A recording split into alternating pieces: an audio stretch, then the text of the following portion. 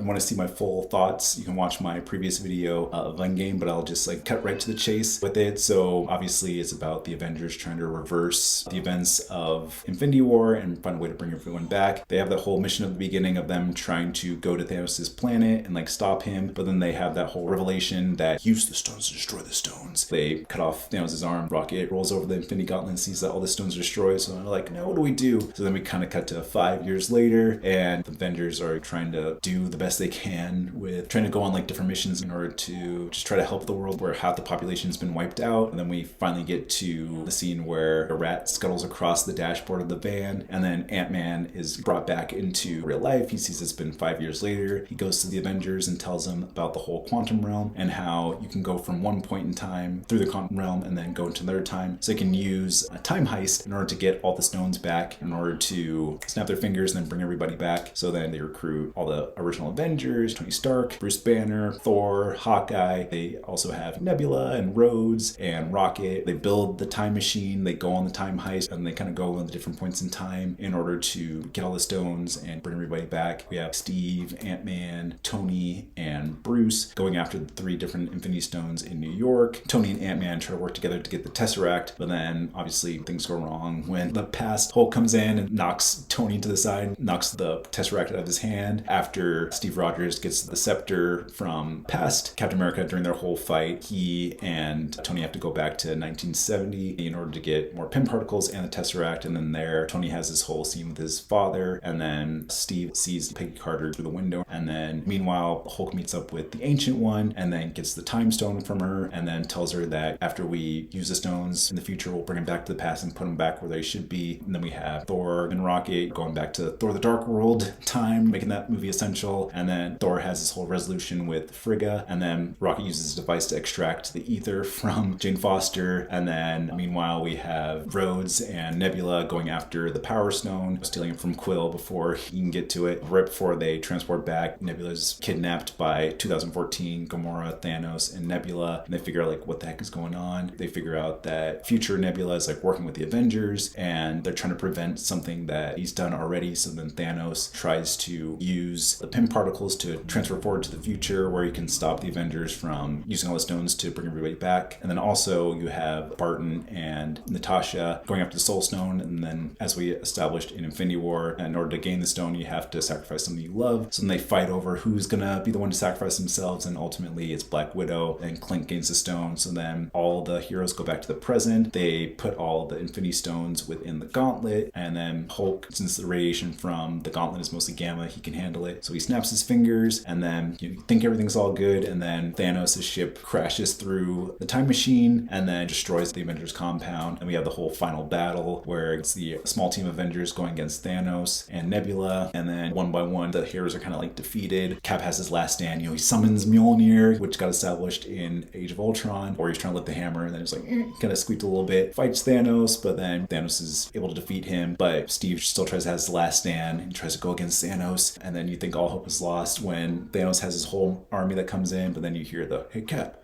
it's Sam on your left." Call back to Winter Soldier, turns, and then all the different portals open up, and then all the Marvel heroes throughout the entire MCU come in. They have this whole army of heroes going against Thanos' army, and then Cap has that iconic line, "Avengers, assemble." You know, something that he was gonna say in Age of Ultron, but then Joss Whedon cut it off right when he was like, "Avengers." So it's cool seeing the armies clash. Eventually, Thanos gets the upper hand, and then he gains the gauntlet, because they're playing like hot potato with the gauntlet throughout the battlefield. Thanos gets gauntlet. Captain Marvel swoops in, tries to stop him, but then Thanos defeats her. Tony Stark goes in, secretly grabs all the stones, put them in his own glove, and then Thanos thinks he has the stones. He's about to say, "I am inevitable." Snaps, nothing happens, and then cut to Tony, and then all the stones get put onto his wrist, and then he's like, "And I am Iron Man." And then snaps, and then Thanos' army gets defeated, he gets defeated, and then Tony Stark, because the energy was just so great, he ends up dying, sacrificing his life. So it's like a callback to the first Avengers movie where Cap is saying to Tony, like, "You're not the one to make the sacrifice play. Lay on the wire and have someone crawl over you." So Tony finally gives his life. We kind of cut to his funeral where all the Avengers are there. All the Avengers characters kind of go their separate ways. Barton ends up retiring, and then Thor ends up going with the Guardians to find Gamora, and then leaves Valkyrie in his place to become the new king of Asgard. And then you have Steve, Sam, Bucky, and Hulk helping Steve go back in time to replace all the stones, but then he doesn't come back, and then Sam's like, where is he? Bring him back. And then Bucky, sees elderly Steve in the distance, and then Bucky turns to Sam and says, go ahead. Sam goes up to Steve, and then Steve gives Sam the shield to become the new Captain America. And then we cut to the past where Steve reunites with Peggy, and they have their kiss and they have their dance, because that was the whole thing that Steve was wanting to do back in the 1940s when he was like first in love with Peggy and have that date. And they finally got their date, and then cut to credits. And yeah, that's the unofficial end to the MCU. We still have one film to go, which is Spider-Man Far From Home, which Kevin Feige says is the official end to the Infinity Saga, but I personally think Endgame is the official ending. But I understand you have to have like the denouement scene of like the explanation of how people came back from the blip and how that affected society. So I understand why Far From Home has to be like the official end, but in my mind, I think Endgame's the official. And yeah, definitely probably my favorite Avengers movie, and then definitely one of my top movies within the MCU overall. Just emotion, the action, the stakes, the humor, just yeah, overall it's just a very satisfying conclusion to this kind of like 22 film series that we had. And yeah, they definitely stuck the landing for sure.